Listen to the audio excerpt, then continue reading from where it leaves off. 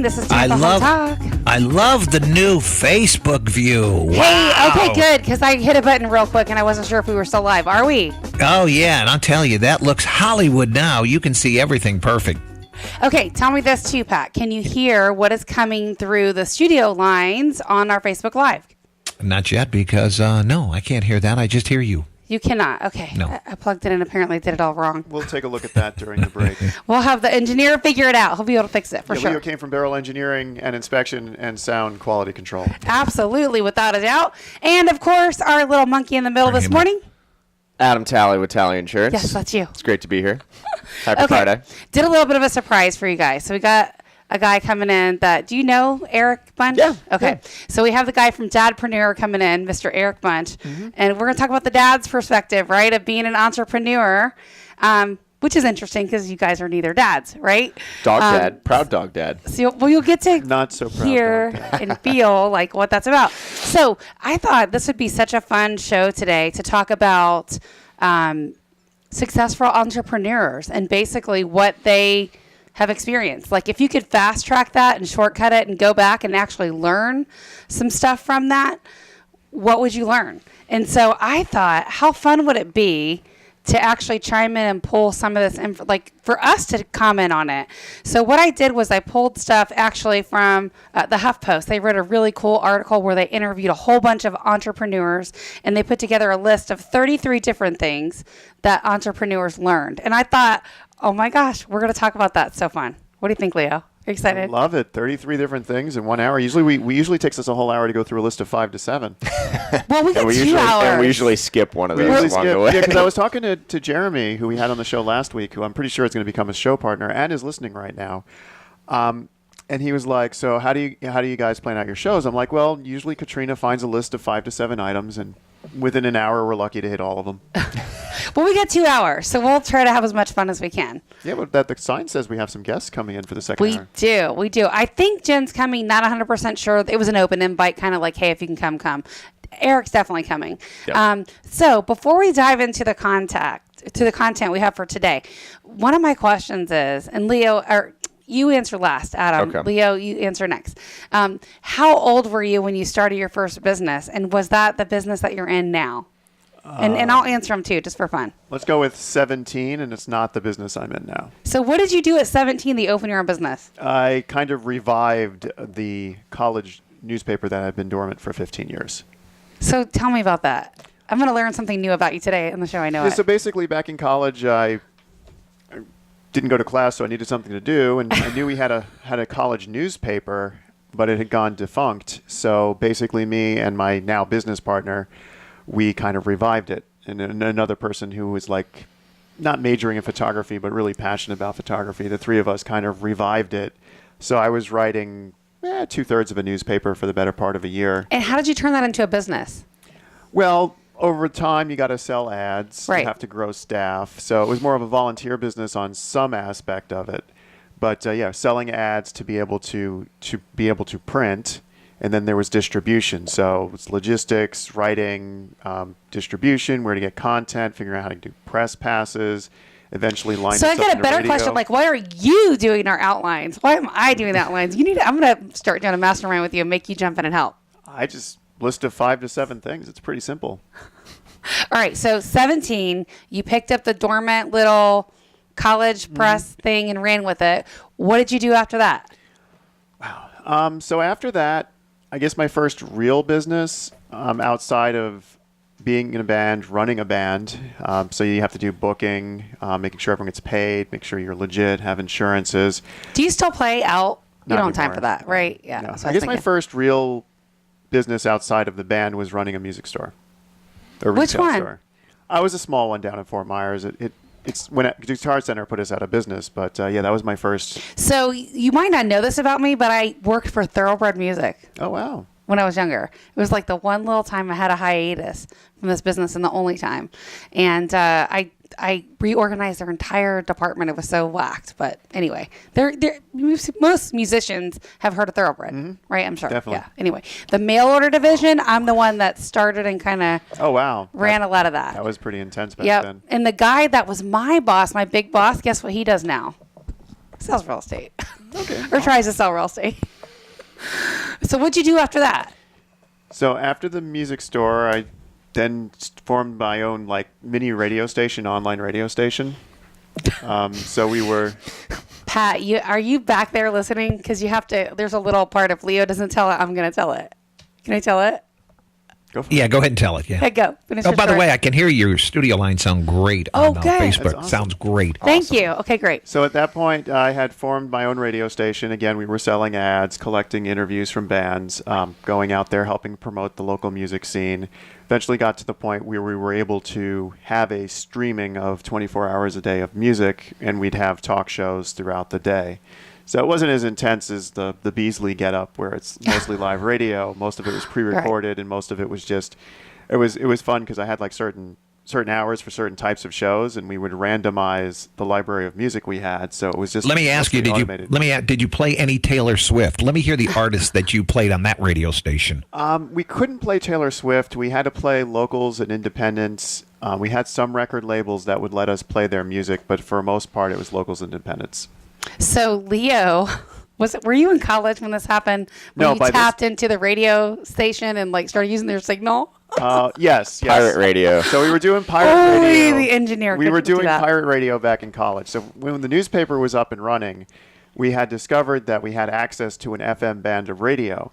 So me and someone from Discovered we had access to it. So me and someone from the television station that was also revived around the same time as the newspaper, we decided to do some pirate radio, and that was fun for a while.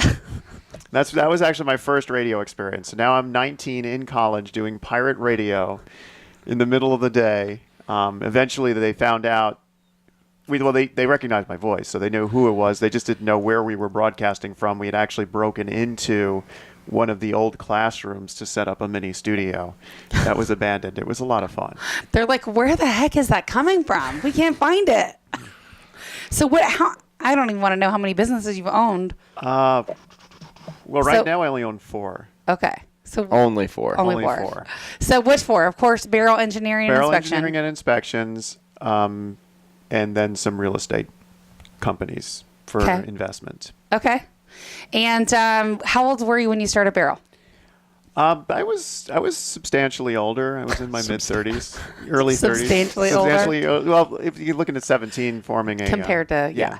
So I was in my early 30s when Beryl started up. And so what was your focus back then? Like, what was your primary thing?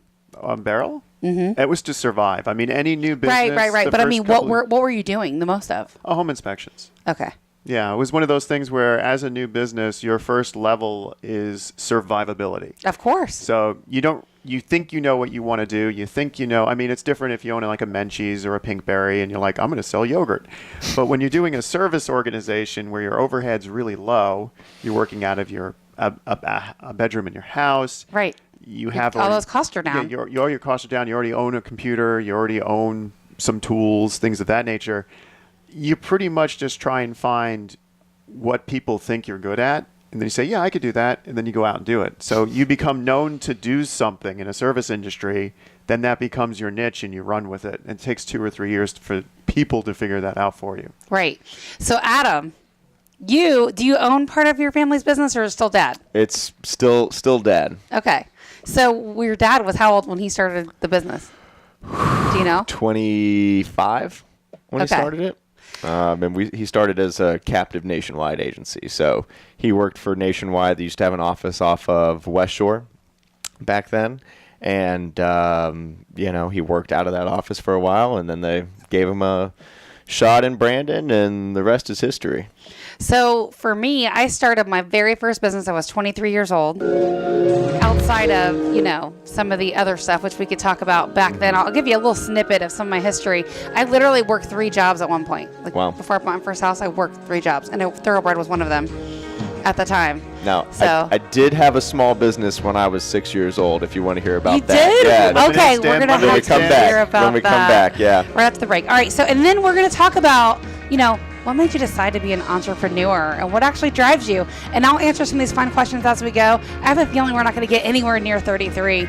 So we'll have to pick the good We haven't ones. even gotten to one. We haven't gotten to one. We have a lot of fun though on the show, and we hope you do too. We hope you're enjoying Tampa Home Talk. Remember, love where you live or I'll fix it. Leo's going to make sure you get a great property. And, of course, Adam's going to make sure you got the insurance on. Our off-air number is 813-377-2775. You can call or text us anytime at that number, 813-377-2775. We'll be back in just a moment. Well, good morning. Welcome back. This is your host, Leo Cannyn of Beryl Engineering and Inspection with Adam Talley of Talley Insurance and Katrina Madewell from Tampa Home Talk and Keller Williams. So, Adam, I need to learn more about what you were doing when you were 6 years old to have your own business. Did you take over your dad's insurance company back when you were 6? Well, no, they don't license you unless you're at least 18, so that wasn't really an option at the time. But my grandparents owned a plant nursery. They owned Armenia Nursery back in the day. And so when I was 6, we'd spend summers there, everything else like that, just running around being kids. And they gave me these little paper bags. So I would go around and collect all the pecans from the pecan trees, put them in the little paper bags, and then I'd sell them to people as they were coming in and out of the store. So you were basically a lemonade stand, but you were selling nuts. Yes, it was a pecan stand, if you will, not a lemonade stand. What was the going price of a bag of pecans back then? That's a good question. It's hard to remember. I'm sure like $1 or something. We're talking early 90s money. So You must have made a killing, though. I mean, I bought a lot of Legos with it. Adam, let me ask you a question. Yes, Where sir. was that nursery located? Off of Armenia. Armenia, and what was the cross street? It would have been, Henry? maybe. Just north of Hillsborough? Yeah, there's only one Armenia nursery. Well, I spent all my childhood at that nursery. I even worked there. Really? Pat's worked everywhere. What a small world. Really? So you know my grandfather then, Tony I sure Baloney, do. Oh, yeah. the one and only. Yeah. Right next Wow. door to there was a lawnmower place there for many years. Yes. how many Nardelli's. bags of pecans That's did a you small buy? world. I bet you, Leo, you did the same thing that I did when I was young too, and would sell the Blue Pops or the candy or whatever at school. Did you do that? No. The only thing I did when I was really young is I guess the apartment building I was living in had a tennis court, and this is back in the day when tennis courts got used. So I would offer to be a ball boy runner, Oh wow, that's cool. make $5 an hour. I know for me, I figured out the whole supply and demand thing early. I was like, if I have gum and Blow Pops and candy and all this stuff at school where it's just not there, then, it'd be pretty easy to sell it and make 3, 4, 5 times the profit. Well, I liked Adam's approach. He basically found garbage on the floor, put it in a bag, and sold it to people. Yep. Sort of, yeah. That's the way to do it. Did you? I don't know if you heard, but Pat used to work for my grandfather. I did. Yes, Isn't that I crazy? sure did. I said Damn. Pat's worked everywhere. I'll how tell we you, found because the of that artists. because of that nursery, I advanced, and there was a store at the corner of Hillsborough and Armenia called Grandway, and because of working at that nursery, I found out about mistletoe, and I used to bag up bags of mistletoe with little red ribbons and sell them to the shoppers coming out of the store because of Armenia Nursery.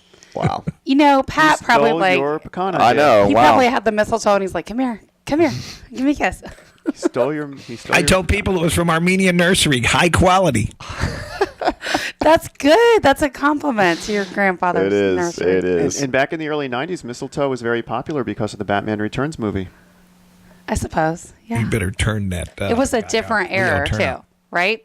So, what made you decide to be an entrepreneur? Do you think it's something people are born with, or do you think it's something that it's this innate ability it's definitely an innate ability that grows, right? But do you think it's something people are born with, or do you think it's a seed that's planted?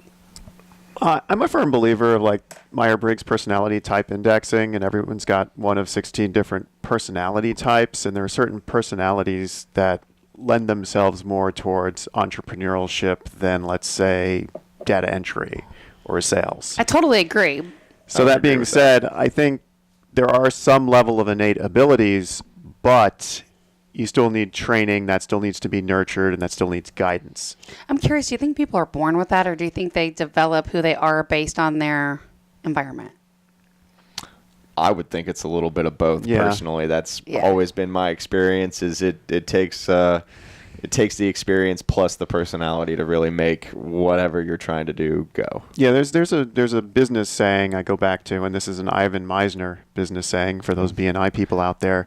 He says you can't train height, which is true. I mean, you got a basketball player. That's you want to put someone in the position of center, and I know there's Leo doing a sports analogy, which is hilarious. I know, But right? you're doing great, though. I know, I got your I back know. on this one. You're doing great. But you can't train height. So if you need that center to be 6'6" or taller, and you have this really eager, really motivated person, and he's only 5 foot, he's not going to be a center. You got to put him in a different position. You got to use that skill set to his Right. advantage. So same thing with entrepreneurship. You can't train vision. You can align vision. Right. So you have to actually have that skill set, that personality type, that I don't want to say intellect level, but that slant towards being extroverted, being thinking, being perception, being judgment. You can't do it if you're sensory. You can't do it if you're feeling, because then Right. you're just. And these are Myers-Briggs words. You can't do entrepreneurship with those easily. You can still do it, but not easily. So, question for you, and this is for both of you: Do you think you can be a great entrepreneur and not a great leader, or do you think you have to be both to be good at? I do think you can. I think you're going to get tired. Would you agree with that? There are technical business owners out there. My competition in home inspection is mostly technical business owners, and they're people that really enjoy the act of inspection.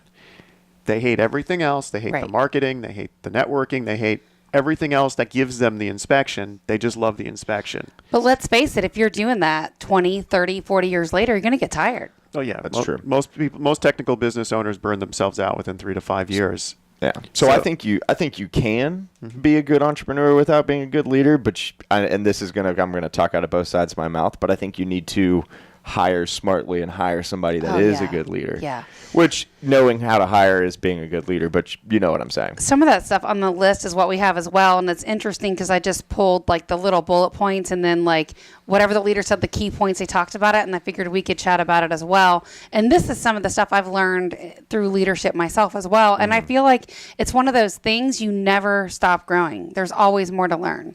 Always. You feel the same way, Leo? Well, I often go back to the movie Somm, which was on Netflix. It's still on Netflix, but it takes place in the wine country, the act of becoming a master sommelier, which is people who recommend wine.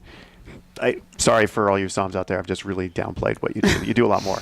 But for the most part, what people The see... good news is we're not in Napa. Yeah, well, what you see is those are the people in the restaurants that help pair that perfect wine with your food. Where I was going with this is once you become a master, once you become the top tier, they all say the same thing. Because you have to study for thousands of hours and pass countless tests. They're like, once I became a master, and I'm not, I'm just quoting them. Once they became a master, that's when the true learning began. Right. There's a lot to be said for that. 100% agree.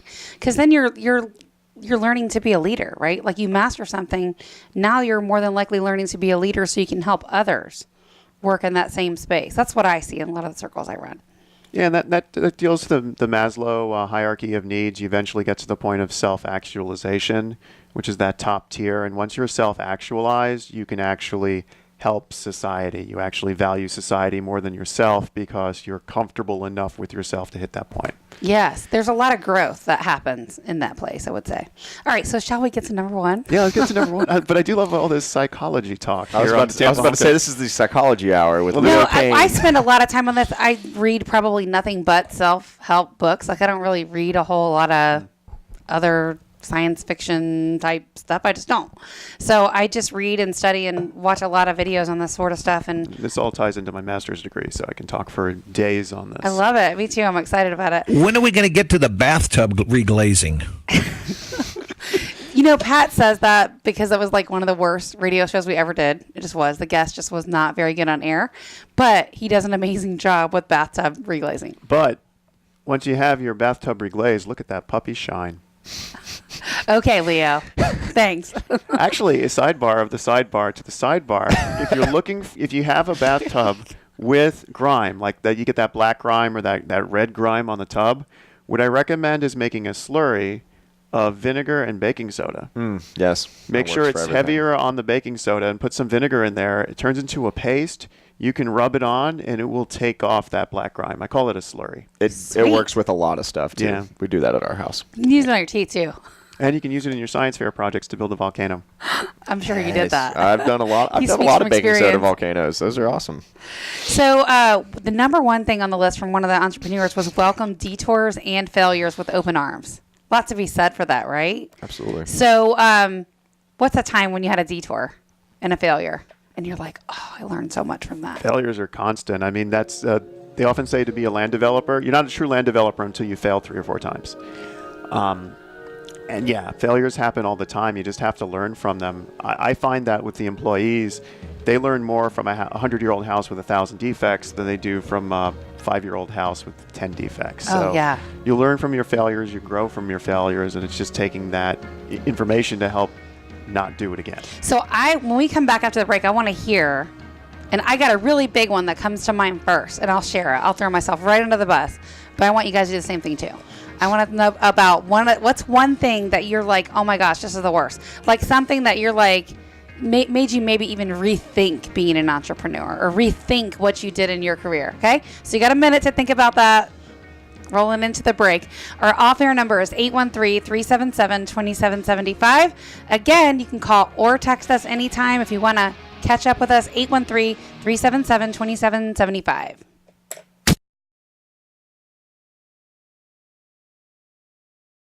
And welcome back to Tampa Home Talk. This is Adam Talley with Talley Insurance, joined by Katrina Madewell That's with me. Keller Williams and Leo Cannyn of Beryl Project Engineering Yo. and Inspections. And today we're talking all about entrepreneurship. I know it's Hey, so fun. Can we talk a little bit about the Panama Canal? Oh, sure. Oh, We're yeah. gonna talk I about. just saw it. I'm a wealth Panama of Canal was information. awesome. Okay, on the good. Tell canal. me, because that's one of my stops on my cruise. Okay. Partial. You're transit. stopping at the canal. Partial transit. Okay. Wow. I don't know what that means. I don't know. You're Well, going this to is have fun. Pat's conversation. Let's let him lead it. Yeah, what you got, Pat? Shoot from the hip. Go. No, the only thing I got about the Panama Canal is that's where Katrina's going, and she's going on a vacation, leaving us here. She's going to be gone for 2 weeks, and that's what I know about the Panama Canal. And I'm also going to Limon in Costa Rica. It's a new port. for us. Yeah, just rub Limon's it in. Just beautiful. keep rubbing it in. Panama Canal was. We were just there 2 weeks ago. Guess It what was else, awesome. Pat? We're going to be platinum on this cruise. You know, her mic's going off. If I turn off her mic, all the mics go off. So You're Yes. turning my mic off? So is there? I want to. Is there a Oh, difference thanks. now that Panama owns the canal and the U.S. has given it back? Have you seen a difference? I've never been there, so I don't know anything. So we went through all the museums and everything, and probably the main difference was the U.S. ran it at like a zero, just tried to zero Profit. break even. Excuse me, that's what I was looking for. And and there was a lot of friction between the U.S. and the Panamanians when they were because they controlled both ends of the canal. Now that after 1999, so when January 1st, 2000, we gave it back to them, and then from that point on, they've been charging a lot more to go through. So now they'll charge up to $800,000 a ship to go through the canal. Whereas before they were charging. I don't know. We need context. Did you fly there, or did you? Yeah, we flew there. It's only like 3 hours from Orlando. And how much was the flight? Reasonable?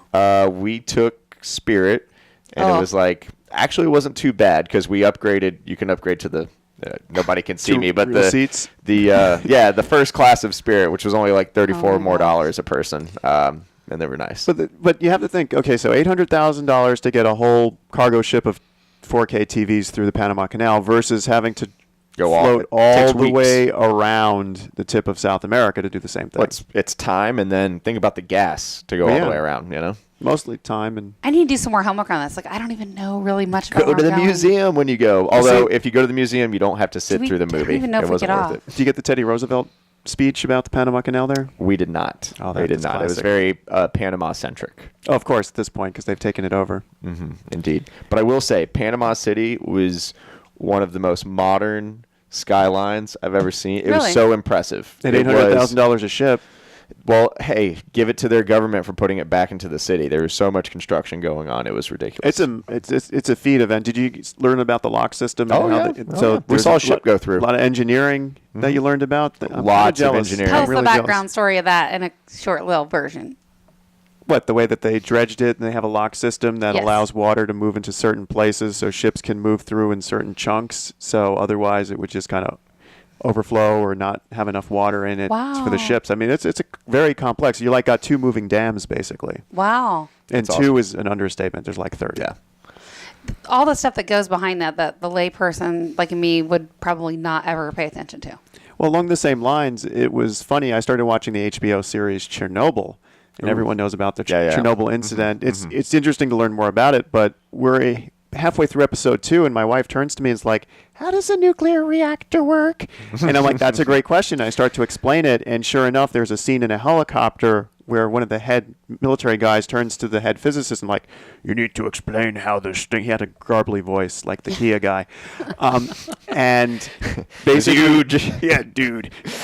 So he basically says, "Explain to me how the fission reactor works," and in 90 seconds, the scientist explains it in a way that most normal people can understand. And I That found- is a very scary and depressing series. no spoil. I'm Very. only in episode 2 of 3 so far. Very scary. Spoiler alert: the reactor melts down.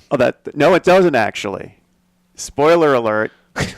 The Chernobyl incident, because everyone knows of the incident, but everyone thinks that the reactor had a meltdown. It didn't. It actually had a core explosion, which is a big difference between a meltdown. Oh goodness. Meltdown is a shock wave that destroys all of Europe.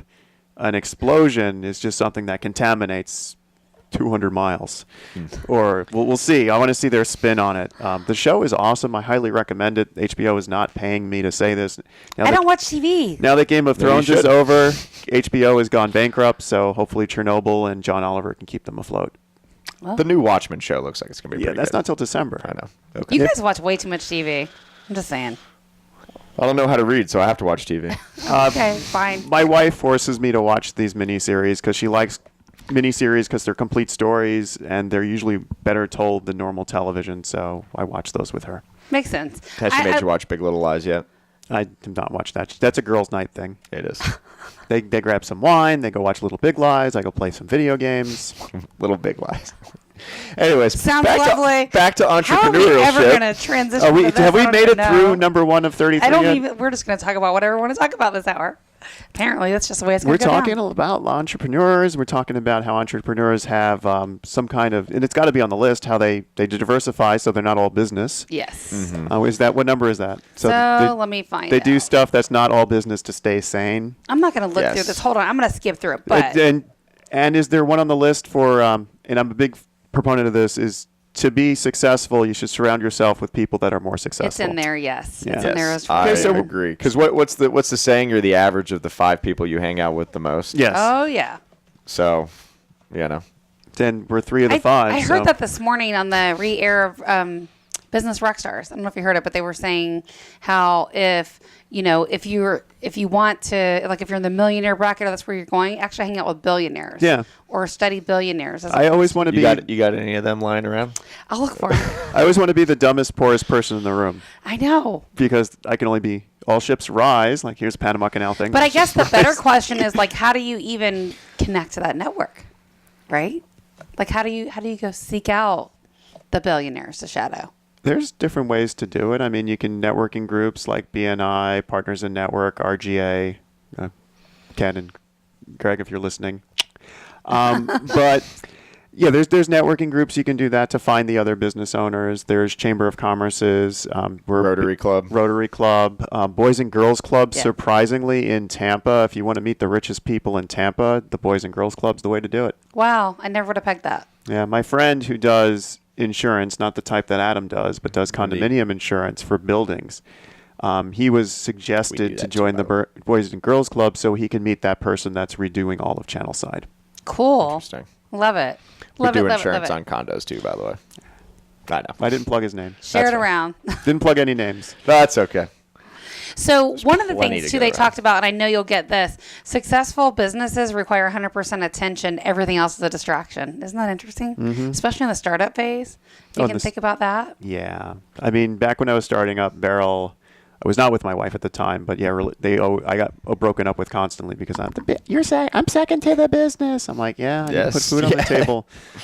Yeah, that's a conversation in our house too, so I get it. Work-life balance is Yeah. very important. It's hard though. It's hard. When in a startup phase, I mean, when you're in survivability and you're trying to discover who gotta you grind, are, yeah. you got to do what you got to do.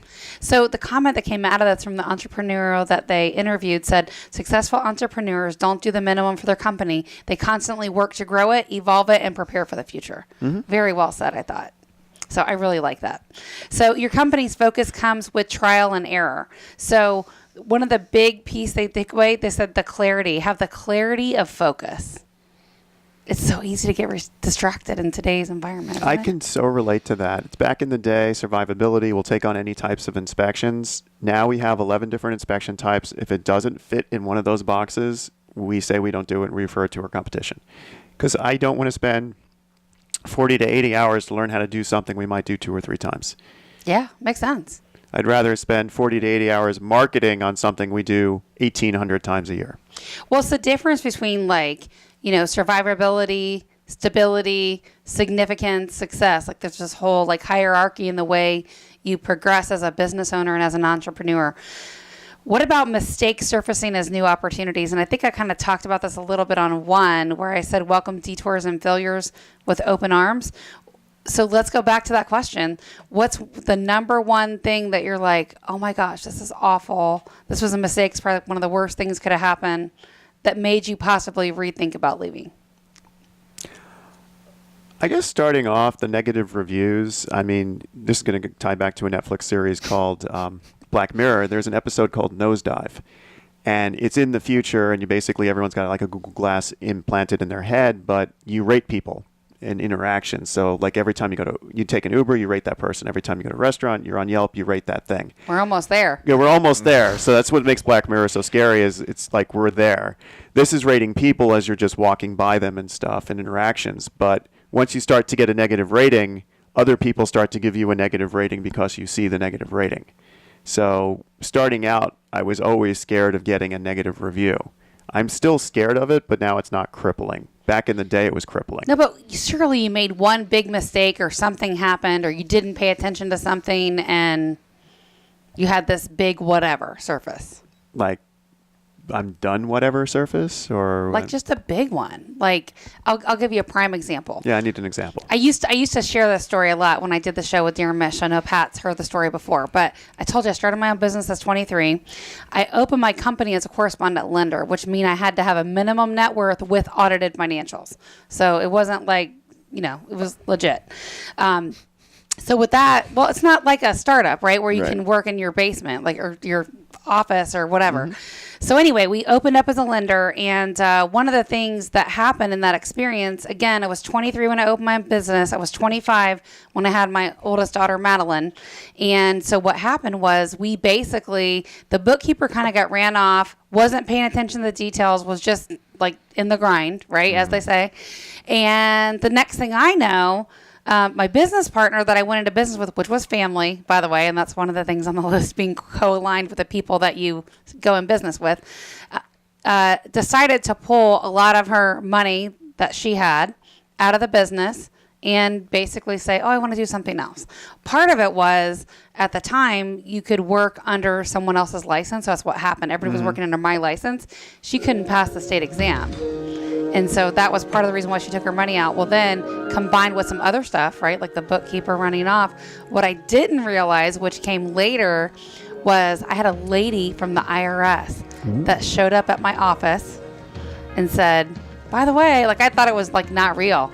And she says, you owe us payroll taxes. I said, what? What do you mean we owe you payroll taxes? We owed at the time about $25,000 in payroll taxes to the IRS.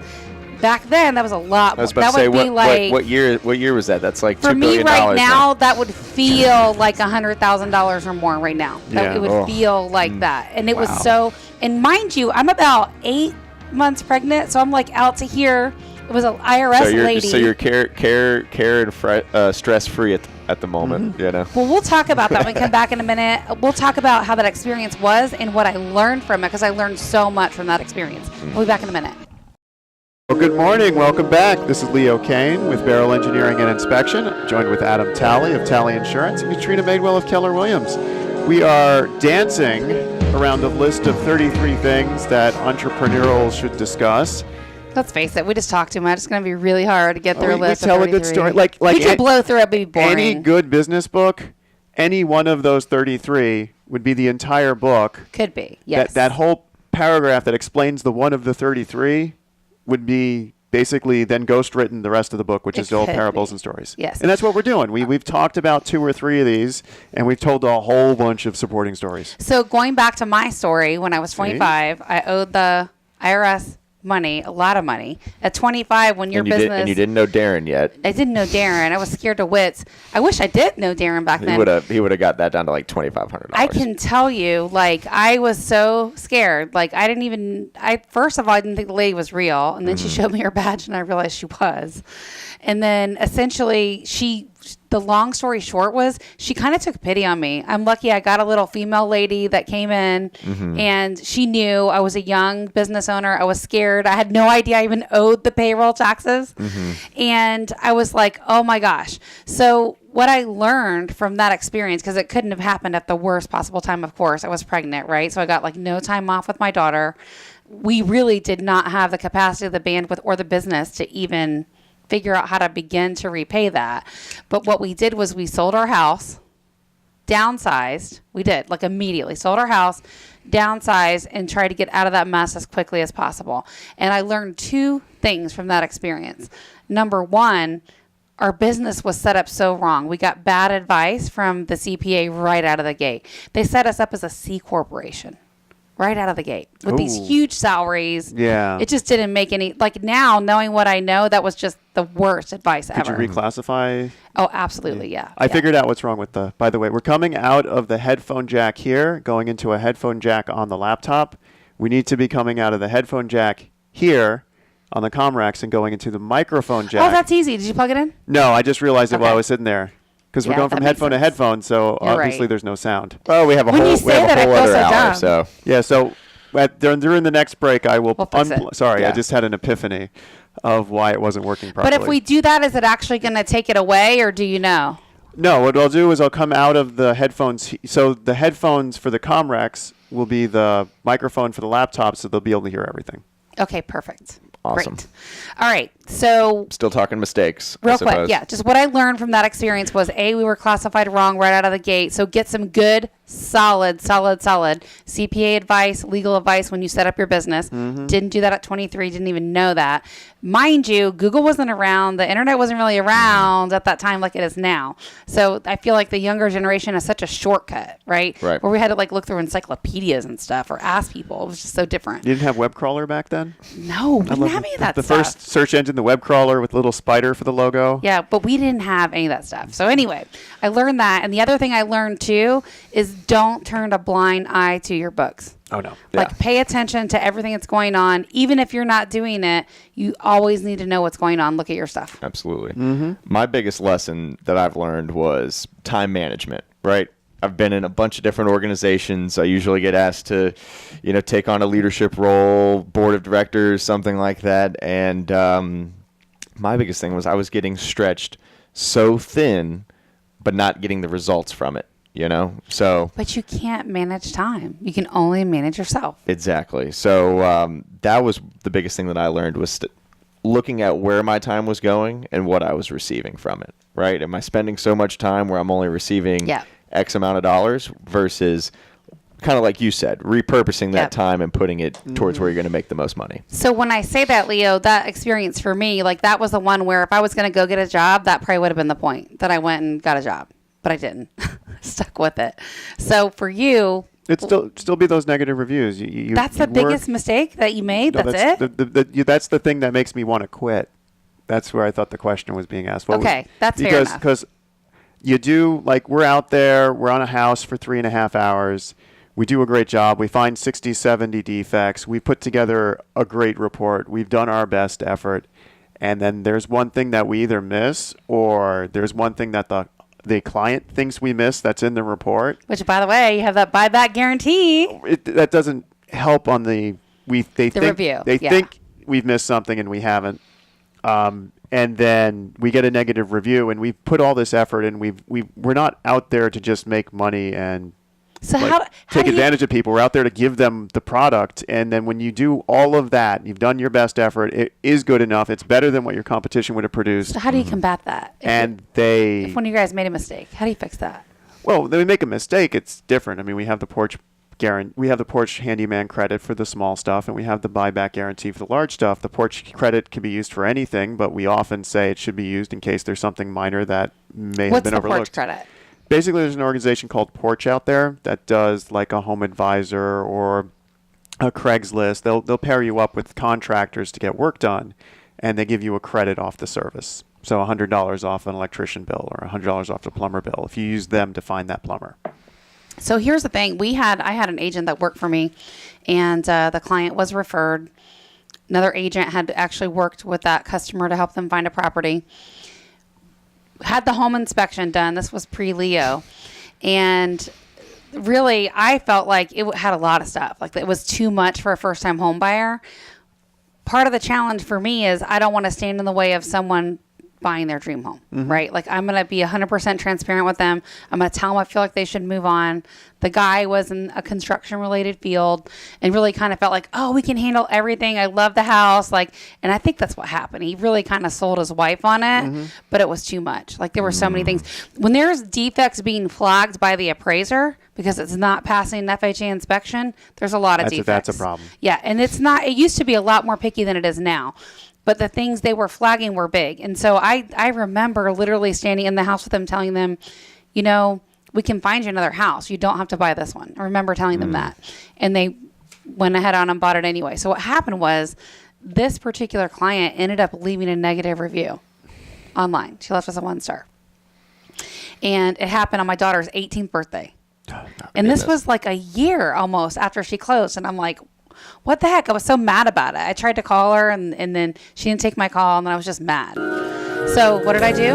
I responded online to the review, like just as transparent as I could be. Like what would I say to that person if they were standing right in front of me? So I figured, you know, if I look at a negative review and I see how the owner responds, there's a lot to be said for that, right? Because you're not going to please everybody.